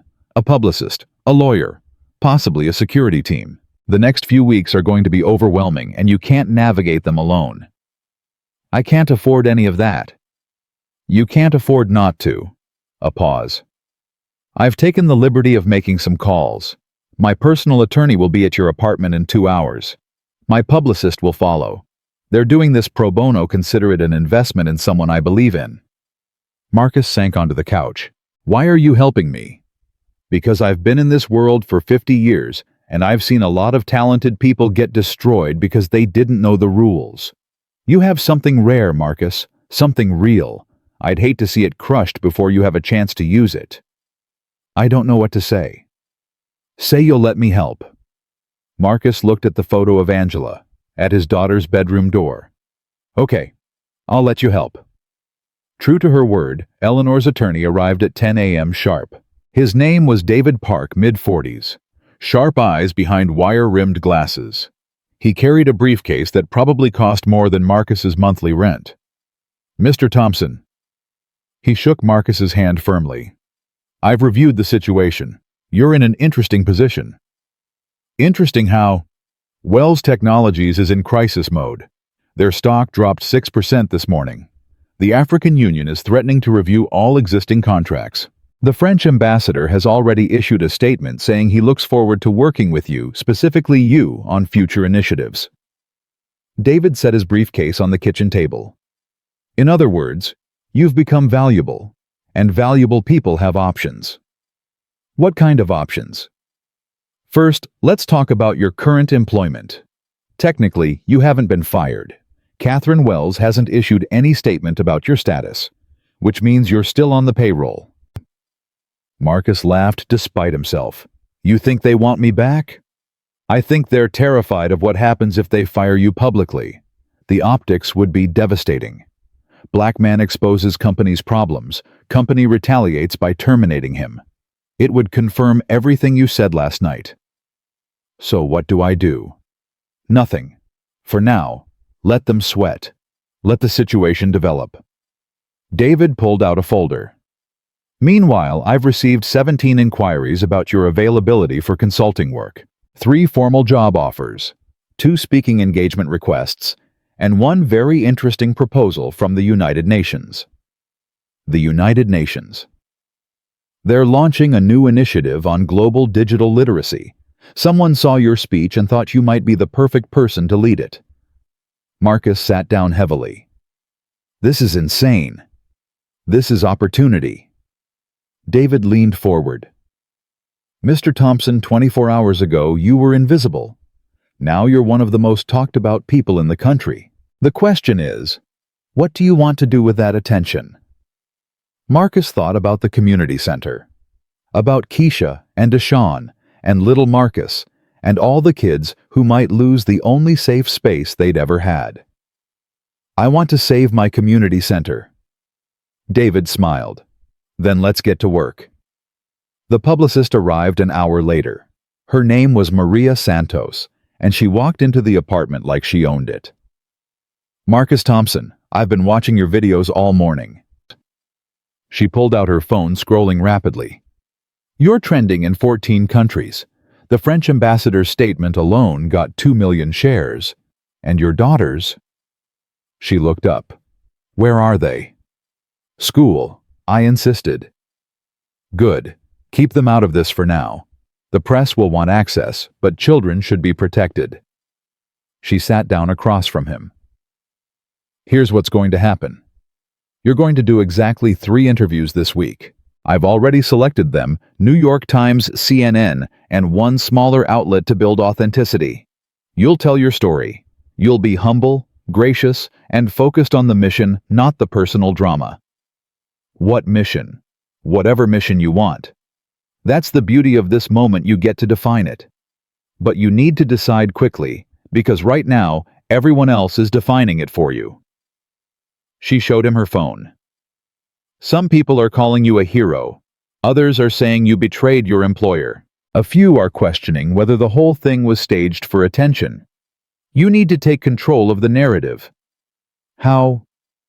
By being clear about who you are and what you stand for. No ambiguity, no equivocation. People respond to authenticity, Marcus. That's what made your speech so powerful. It was real. Your job now is to stay real while the whole world watches. It was a lot to absorb. By noon, Marcus had signed a temporary representation agreement, scheduled his first interview, and reviewed a preliminary legal strategy for protecting the community center. His head was spinning. Dad? Maya appeared in the doorway home from school early. There are news vans outside. Marcus went to the window. 3 vans parked along the street. Reporters milling around, cameras ready. Don't go outside, Maria said immediately. Don't engage, I'll handle them. She marched out the door like a general heading into battle. Maya came to stand beside Marcus. Is this our life now?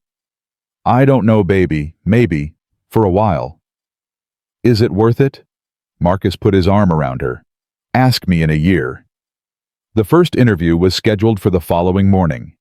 Marcus spent the evening preparing with Maria, going over potential questions, practicing answers, trying to find the balance between honest and strategic. They'll ask about Catherine Wells, Maria said. About your relationship with her. About whether you feel betrayed. I don't feel betrayed. I feel disappointed. She could have been different, could have listened, could have seen people as more than tools. Good. Say that. But don't attack her personally. Stay above it. What about the community center? Can I talk about that? Absolutely. That's your strongest asset. You're not doing this for yourself. You're doing this for kids who have no voice. That resonates. Zoe wandered in from her room. Dad, you know you're on Wikipedia now. What? Someone made a page for you. Marcus Thompson, American community organizer and polyglot. It's got like 300 references already. Marcus didn't know what to say. Also, Zoe continued, my friends want to know if you can come speak at our school. The principal called here and asked if you'd consider it. Marcus smiled despite himself. Tell them I'll think about it. I already told them yes. Zoe. What? You're inspirational now. Deal with it. The interview happened at a studio in Midtown. Marcus wore his good suit, still the same Goodwill suit, but Maria had gotten it professionally pressed. She'd also brought a stylist who'd trimmed his hair and suggested he not shave because a little stubble reads as authentic. The host was a woman he recognized from TV. Warm smile, sharp eyes. Marcus Thompson, thank you for being here. Thank you for having me. Let's start with the obvious question. Last week you were virtually unknown. Today you're a household name. How does that feel? Surreal. Marcus shifted in his chair.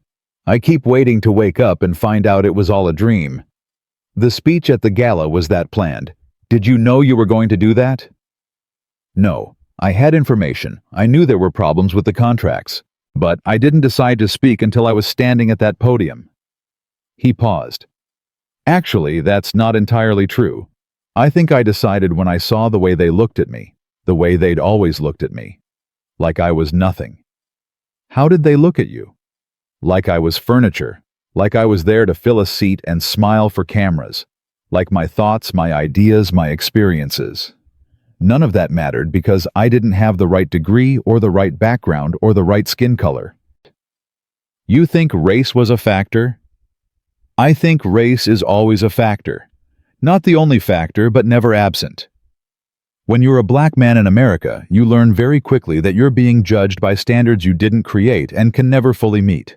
You learn that your presence makes people uncomfortable, that your success makes them suspicious, that no matter how much you achieve, there will always be someone waiting to remind you where you came from. The host nodded slowly. Tell us about the languages. 8 languages fluently, that's extraordinary. How did that happen? Marcus smiled. My mother used to say that every language is a window into another world. She spoke 3 languages herself, all learned out of necessity, because she was a refugee, because she had to survive, because no one else was going to translate for her. My father was a teacher who believed that education was the only thing that couldn't be taken away. Between the two of them, I grew up believing that knowledge was the most valuable thing you could possess. But you didn't go to college. Couldn't afford it. My mother got sick when I was 17. My father was already working 2 jobs. I had to help support the family. But that didn't mean I stopped learning. I just learned differently. Libraries, night classes, language exchange programs, online courses. I spent 15 years teaching myself everything I could about the world, because I knew someday I'd have a chance to use it. And that night at the gala was that chance. That night was me being tired. Marcus's voice dropped. Tired of being invisible. Tired of being dismissed. Tired of watching people who had every advantage treat people with none like they didn't matter. I didn't give that speech because I had a plan. I gave it because I couldn't stay silent anymore. The interview went viral within hours. Marcus watched the clip spread across social media, watched the comment sections explode, watched his own face appear on television screens in restaurants and airports, and the electronics store down the street from his apartment. He was no longer invisible. He was everywhere. And with visibility came consequences. The first consequence arrived 3 days after the interview. Marcus was at the community center, still technically operating, though the demolition date loomed when Keisha burst through the door. Mr. T, you need to see this. She shoved her phone into his hands. On the screen was a press release from Wells Technologies. Wells Technologies announces major restructuring of African initiative. In light of recent feedback, the company will be conducting a comprehensive review of all partnership contracts in developing nations. Marcus kept reading and reading. The review, the restructured contracts, the commitment to local partnership and community involvement. It was almost word for word from his report, the same report Catherine had used as a coaster. "They're using your ideas," Keisha said, "without giving you credit." "Of course they are. Doesn't that make you angry?" Marcus set down the phone. "Keisha, when I was your age, I would have been furious. I would have wanted recognition, credit, proof that I mattered. But I'm not young anymore. I've learned that it's not about who gets credit, it's about what gets done." "But they treated you like garbage." "They did. And now they're implementing my recommendations because they have no choice. Because the whole world is watching. Because their stock price depends on it." He smiled. "That's not defeat. That's victory." Keisha looked unconvinced. "It still feels wrong." "A lot of things feel wrong. Doesn't mean they're not right." The second consequence came a week later. Marcus was in his apartment reviewing documents with David Park when his phone rang. Unknown number, but something made him answer. "Mr. Thompson." A woman's voice, professional and crisp. "Please hold for Catherine Wells." Marcus's heart stopped. Then Catherine's voice, cool and controlled. "Marcus." "Ms. Wells." "I assume you've seen our announcement." "I have." "The board wanted me to call you personally, to clarify our position." "And what position is that?" A long pause. "We're withdrawing the demolition order for the Bronx Community Center. The development project will proceed on an alternative site." Marcus sat down slowly. "Why?" "Because the situation has become untenable. The press coverage, the public pressure, the damage to our brand, it's not worth a single building." Another pause, longer this time. "And because you were right." "I'm sorry." "You were right. About the contracts. About the approach. About all of it." Catherine's voice was tight, like the words were being extracted against her will. "I've spent 20 years building this company. I've made decisions that hurt people, and I told myself it was necessary. The cost of progress. But watching everything fall apart this month, watching the partners walk away, watching the stock price drop, I started to wonder if any of it was worth it." Marcus didn't know what to say.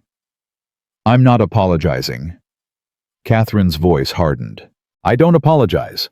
But I am acknowledging that I underestimated you. That I dismissed you because of things that had nothing to do with your capability. That was a mistake." "Yes, it was." "The community center will remain open. We'll even provide funding for the next 5 years if you'll accept it." "What's the catch?" "No catch. Consider it restitution." A pause. "And Marcus, for what it's worth, what you did at that gala was the most impressive thing I've ever seen. I hated it, but I was impressed." She hung up before he could respond. Marcus stared at his phone for a long time. Then he called Keisha. "Get everyone to the center. We need to talk." An hour later, Marcus stood in front of the same kids he'd been teaching for over a decade, Deshawn and Keisha, little Marcus and the others. Some of them had been coming here since they were 6 years old. Some had started just last year. All of them were looking at him now with a mixture of hope and fear. "I have news," Marcus said. "The community center isn't closing. Wells Technologies has withdrawn the demolition order and pledged 5 years of funding." The room erupted, kids jumping up and down, hugging each other, some of them crying. "Mr. T!" Little Marcus threw himself at Marcus's legs. "We get to stay. You get to stay." Keisha pushed through the crowd. "How? What happened?" What happened is that sometimes when you speak the truth loudly enough, even people who don't want to listen have no choice. Marcus looked around the room at these kids who had nothing and everything, who had been overlooked and underestimated just like him. But this isn't the end. This is the beginning. Because now we have a chance to build something even bigger. Something that can't be taken away. "What do you mean?" "I mean that I've been offered a position with the United Nations, a chance to build global literacy programs, to do what we've been doing here but on a scale we never imagined." He paused. "And I want to take you all with me." Silence. Then Deshawn spoke. With you, how? The first program will be here in the Bronx. A pilot project. If it works, we expand. But I need people who understand communities, people who've lived it, not just studied it, people like all of you. You want us to help run a UN program? I want you to help change the world. Marcus smiled. Unless you're too busy. The room exploded again. That night, Marcus sat with his daughters at their small kitchen table. They'd ordered pizza to celebrate something they only did on special occasions. The box sat between them, half empty, while Marcus told them everything. So we're not moving? Zoe asked. Not unless we want to. And the community center is safe. For at least 5 years. Probably longer. And you're going to work for the United Nations. Part-time at first, consulting, building out the program. He looked at both girls. But I want you to know nothing changes for us. Not really. I'm still your dad. We're still a family. And no matter what happens, you will always be my first priority. Maya reached across the table and took his hand. Dad, everything changes. That's okay. We're proud of you. So proud, Zoe added, even if you're kind of embarrassing on TV. I'm embarrassing. You kept touching your tie. It was awkward. I was nervous. Obviously. But Zoe was grinning. Dad, you just want to know something. What? When you were up there on that stage speaking all those languages, standing up to all those people who treated you like garbage, I realized something. What did you realize? That I want to be exactly like you when I grow up. She paused, minus the tie touching. Marcus laughed. For the first time in weeks, maybe months, he laughed until his sides hurt. His girls were safe. His community was safe. His future was brighter than it had ever been. And somewhere he knew Angela was watching. She'd always said he was going to change the world. He just hadn't believed her until now. Later, after the girls had gone to bed, Marcus sat alone in the dark living room. He pulled out his phone, scrolled through the messages he hadn't had time to answer. Job offers, interview requests, congratulations from people he'd never met, and one message that made him stop. From Jessica. I'm resigning from Wells Technologies tomorrow. Wanted you to know that what you did inspired me to stop being part of something I didn't believe in. Thank you, Marcus, for everything. Marcus typed back, the river always finds a way. Good luck, Jessica. You deserve better. He set down his phone, looked at Angela's photo one more time. Then he went to bed, ready for whatever came next. 6 months passed faster than Marcus thought possible. The UN program launched in March on a gray morning that threatened rain but never delivered. Marcus stood outside the newly renovated Bronx Community Center, the same building that had almost been demolished, now transformed into the headquarters of the Global Bridges Initiative. Dad, you're doing the tie thing again. Zoe appeared beside him, reaching up to still his nervous hands. I can't help it. You've given like 50 speeches in the last 6 months. How are you still nervous? Because this one matters. And it did. Today was the official launch. Dignitaries from 12 countries, press from around the world, and most importantly, the kids. His kids. The ones who had been with him from the beginning. Keisha walked up, tablet in hand, looking every bit the program coordinator she'd become. Mr. T, the Kenyan delegation just arrived. They're asking for you. Tell them I'll be right there. Also, your mom called. She's watching the live stream from her nursing home. Said to tell you she's proud. Marcus felt his throat tighten. His mother, 87 years old, still sharp as ever, still telling everyone who would listen about her son who spoke 8 languages and changed the world. Tell her I love her. I already did. Keisha smiled. Now go. You've got a world to save. The ceremony was everything Marcus had hoped for, and nothing he'd expected. He watched as children from the Bronx stood alongside children from Kenya, Brazil, Germany, and China. Watched as they demonstrated the coding skills they'd learned together over video calls spanning oceans.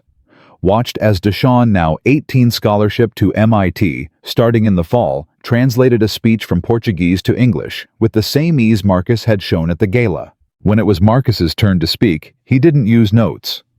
2 years ago, he began, I was a janitor. The crowd shifted. Some of them knew the story, some didn't. I cleaned toilets, mopped floors, fixed broken computers with parts I found in dumpsters. And I thought that was my life. I thought the world had already decided who I was and who I could be. He paused, looking out at the faces before him. I was wrong. He told them about his mother, the refugee who learned 3 languages to survive. His father, the teacher who believed education was freedom. Angela, the wife who saw his potential before anyone else. His daughters who pushed him to be better than he thought he could be. The world will always try to put you in a box, he said. They'll tell you who you are, what you're worth, where you belong, and if you're not careful, you'll start to believe them. I almost did. He found Keisha in the crowd. Deshawn. Little Marcus, not so little anymore. But here's what I've learned. Your story doesn't end when they decide it ends. It doesn't end when they dismiss you, overlook you, try to erase you. Your story ends when you stop writing it. And as long as you keep going, keep learning, keep growing, keep fighting, they can never take that away from you. The applause was thunderous, but Marcus barely heard it. He was looking at his daughters standing in the front row, both of them crying. Proud tears. Angela's tears. And he knew in that moment that everything he'd been through, every humiliation, every dismissal, every moment of doubt, had been worth it. After the ceremony, the real work began. The Global Bridges Initiative wasn't just a program. It was a movement. Within 3 months, they had established centers in 7 countries. Within 6 months, 15. By the end of the first year, they had reached over 200,000 children on 4 continents. Marcus traveled constantly. Kenya, Brazil, Germany, Japan. Everywhere he went, he found the same thing. Kids who had been told they didn't matter discovering that they did. Mr. Thompson. A young girl in Nairobi, maybe 12 years old, tugged at his sleeve during a site visit. Is it true you taught yourself languages from cooking shows? Marcus laughed. Italian, yes. My mother-in-law. Well, my late wife's mother, she loved those shows. I watched them with her when she was sick. Didn't even realize I was learning until I caught myself ordering food in Italian at a restaurant. The girl's eyes went wide. I want to learn Italian. Then learn. Find a cooking show. Find a book. Find someone who speaks it. The resources are everywhere if you're willing to look. But what if I can't? What if I'm not smart enough? Marcus knelt down to meet her eyes. Do you know why I learned all those languages? She shook her head. Because everyone kept telling me I couldn't. Teachers said I wasn't academic enough. Counselors said I should focus on realistic goals. Employers said I didn't have the right background. He smiled. Every single one of them was wrong. And every single person who tells you what you can't do, they're wrong too. The girl stared at him for a long moment. Then she nodded something new in her eyes. Determination. Fire. I'm going to learn 5 languages, she said. Like you. I speak 8. Then I'll learn 9. Marcus laughed and shook her hand. Deal. Back home, life found a new rhythm. The girls were 16 now, finishing their sophomore year of high school.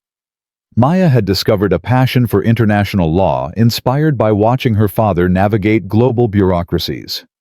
Zoe was leaning toward linguistics. Someone has to beat your record, Dad. And was already fluent in Spanish and Mandarin. They still lived in the same Bronx apartment. Marcus could afford better now, much better, but the girls had insisted on staying. This is home, Maya had said when he'd suggested moving. This is where Mom's memory lives. This is where you built everything. Why would we leave? So they stayed. And every evening when Marcus was in town, they sat together at the same small kitchen table and talked about their days. Just like always. Just like Angela would have wanted. The letter arrived on a Tuesday in October. Marcus was at the community center reviewing program reports when Jessica walked in. She'd joined the initiative 6 months after resigning from Wells Technologies and had quickly become indispensable. "This came for you." She held out an envelope. Hand-delivered. No return address. Marcus took it, frowning. The paper was expensive, heavy cream-colored, the kind that came from exclusive stationery shops. He opened it carefully. Inside was a single sheet of paper covered in careful handwriting. "Dear Mr. Thompson, my name is James Williams. I'm 44 years old, and 6 months ago I was ready to give up. I'm a single father like you. 3 kids ages 8, 11, and 14. Their mother left when the youngest was 2, said she couldn't handle the pressure anymore. So it's been just me and them trying to make it work. I was a warehouse supervisor for 16 years. Good job, steady paycheck. Then the company automated, and suddenly I was out. 44 years old, no degree, no other skills, no idea what to do next. I applied for everything. Got rejected from everything. Started to believe what everyone kept telling me, that I was too old, too unskilled, too late to start over. Then I saw your interview. I watched you talk about learning languages from cooking shows and YouTube videos. About being dismissed and overlooked. About never letting other people define your worth. And something clicked. The next day, I enrolled in a coding boot camp. Free program at a community center in Detroit. Turns out there are places like yours all over the country now. I studied every night after the kids went to bed. Failed my first certification exam. Passed the second. Last week I got hired as a junior developer at a tech startup. Entry level, but it's a start. My kids threw me a party with a cake that said Dad 2.0 because they think they're funny. I'm writing to say thank you. Not just for the programs you've built, but for showing me what's possible. For proving that it's never too late to become who you're supposed to be. You probably get letters like this all the time. But I wanted you to know that your story saved mine. With gratitude, James Williams. P.S. My oldest daughter says she wants to learn French. I told her to find a cooking show. Marcus read the letter 3 times. Then he sat down at his desk and wrote back, "Dear James, your story didn't need saving. It needed you to believe in it. Keep going. P.S. Tell your daughter to try Italian instead. The cooking shows are better." The letters kept coming. Hundreds of them. Then thousands. Single mothers in Ohio who'd gone back to school. Teenagers in Louisiana who'd started their own coding clubs. A 67-year-old grandmother in Arizona who'd learned Mandarin and was now teaching it to her grandchildren. Each letter was a story. Each story was proof that what they were building mattered. Marcus kept every single one. The call came on a Wednesday afternoon, 2 years after the gala. Marcus was in his office at the community center when his phone rang. A number he recognized but hadn't seen in a long time. "Mr. Thompson, this is Jessica. I'm calling with news about Catherine Wells." Marcus's hand tightened on the phone. "What about her?" "She's dying. Cancer. Stage 4. They found it 6 months ago, but she kept it quiet. She's in hospice now." A pause. "She wants to see you." Marcus was silent for a long moment. "Why?" "She didn't say. But she asked specifically for you. Said it was important." Every instinct told him to say no. Catherine Wells had tried to destroy him. Had used his work as a coaster. Had dismissed him as nothing. But something else, something deeper, told him to go. "Where is she?" The hospice was quiet, private, expensive. Marcus walked through corridors that smelled like flowers and antiseptic, following a nurse who led him to a room at the end of the hall. "She's weak," the nurse said softly. "Don't tire her out." Marcus nodded and stepped inside. Catherine lay in the bed, smaller than he remembered. The fierce woman who had commanded boardrooms and intimidated executives was gone. In her place was someone fragile, human, dying. Her eyes opened when she heard him enter. "Marcus." Her voice was a whisper. "You came. You asked. I didn't think you would, after everything. He pulled a chair close to the bed and sat down. What do you want, Catherine? She was quiet for a moment, gathering strength. I've been watching you, these past 2 years. The programs you've built, the lives you've changed. A ghost of a smile. You've accomplished more in 2 years than I did in 20. It's not a competition. Everything's a competition. That's what I always believed. She coughed weakly. I was wrong about a lot of things, but I was most wrong about you. Marcus waited.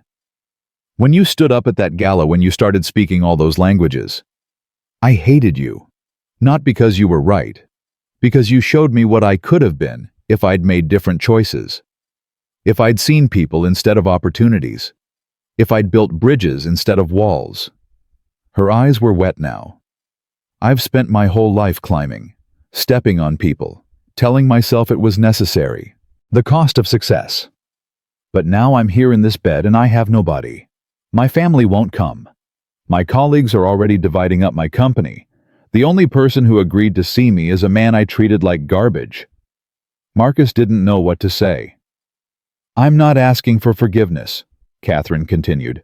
I don't deserve it, but I wanted you to know. What you did at that gala, it changed more than just the contracts.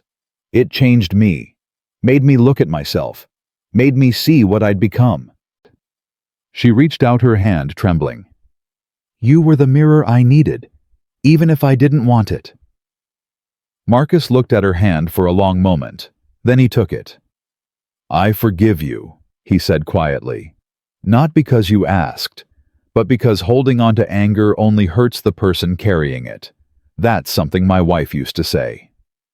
Catherine's grip tightened. She sounds wise. She was. She saw the best in everyone, even when they couldn't see it themselves. He paused. Even in you, I think. I doubt that. I don't. Marcus stood still, holding her hand. Catherine, it's not too late. You're still here. You can still make different choices. I'm dying. You're breathing. That's enough. He released her hand gently. There's a program we're launching next month. Educational resources for children of incarcerated parents. We need funding. We need visibility. We need someone who knows how to navigate corporate bureaucracy. Catherine stared at him. You want my help? I want you to finish your story differently than you started it. I want you to prove that who you were doesn't have to be who you are. He moved toward the door. Think about it. Marcus! He turned back. Why? Her voice cracked. After everything I did to you, why would you give me this chance? Marcus thought about his mother forgiving the country that had driven her from her home.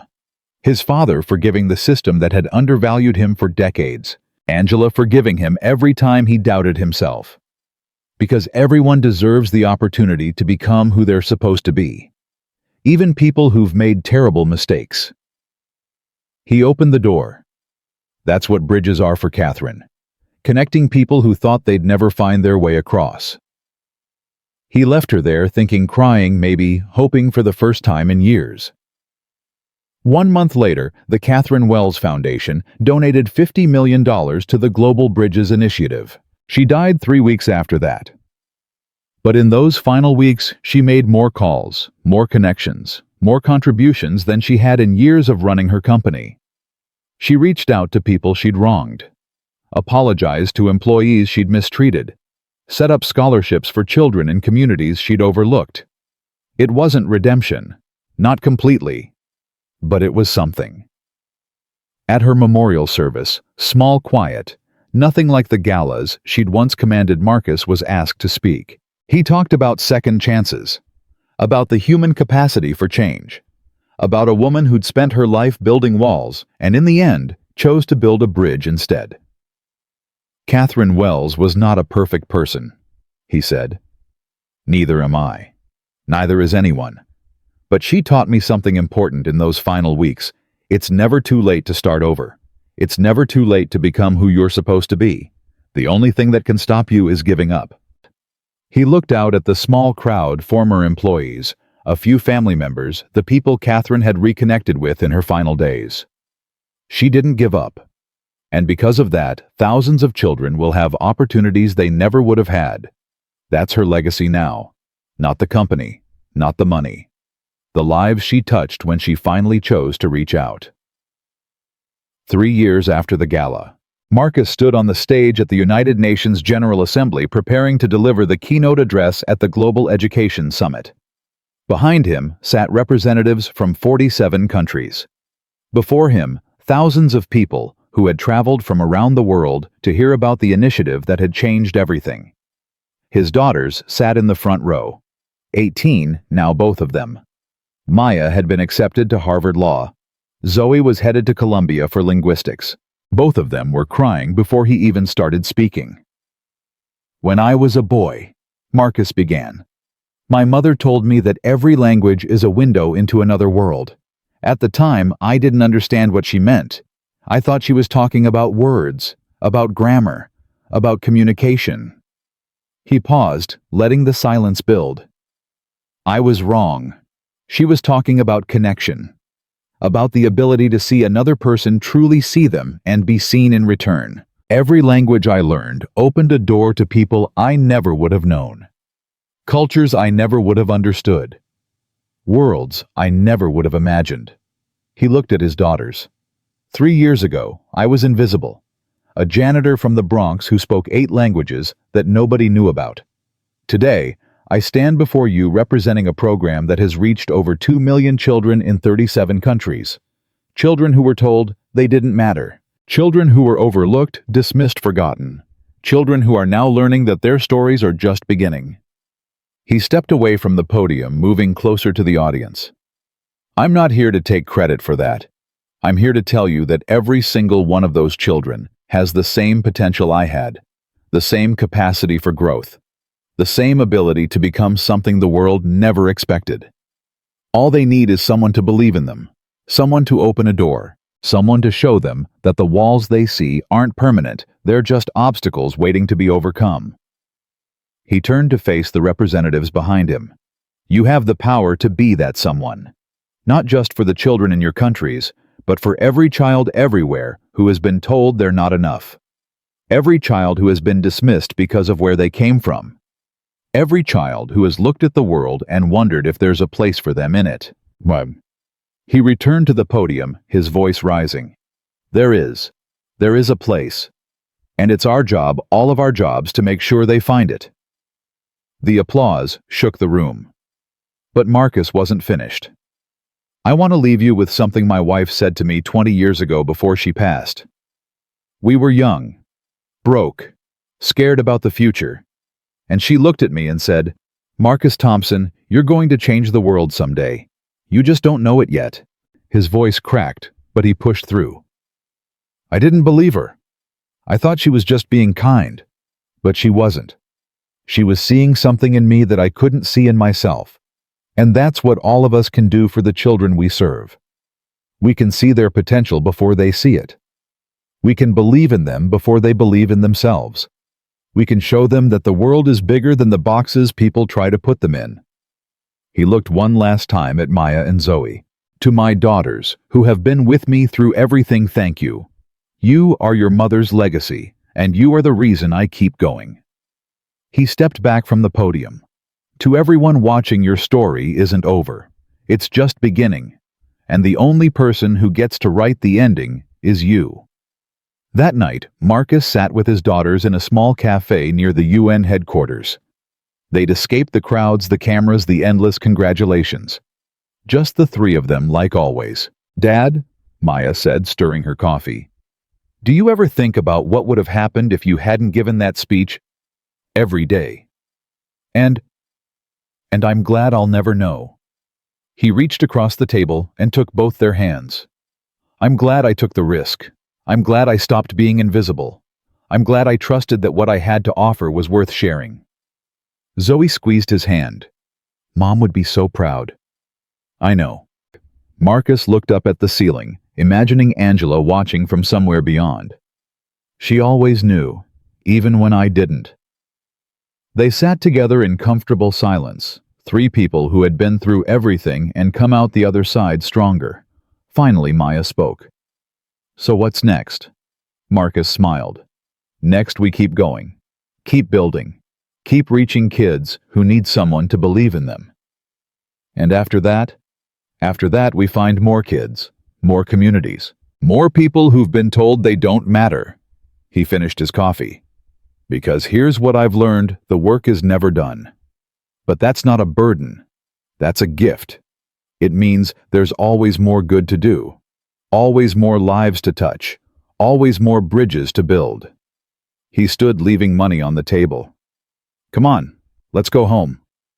They walked out into the New York night, three figures disappearing into the city that had tried to break them and failed. Marcus Thompson started as a janitor from the Bronx who spoke 8 languages nobody knew about. He became a man who changed the world, not by becoming someone else, but by refusing to be anyone less than himself. The world will always try to put you in a box. It will tell you who you are, what you're worth, where you belong. But Marcus proved what his mother knew all along the river doesn't stop because of the rocks. It flows around them, over them, through them, and in the end, the river always wins.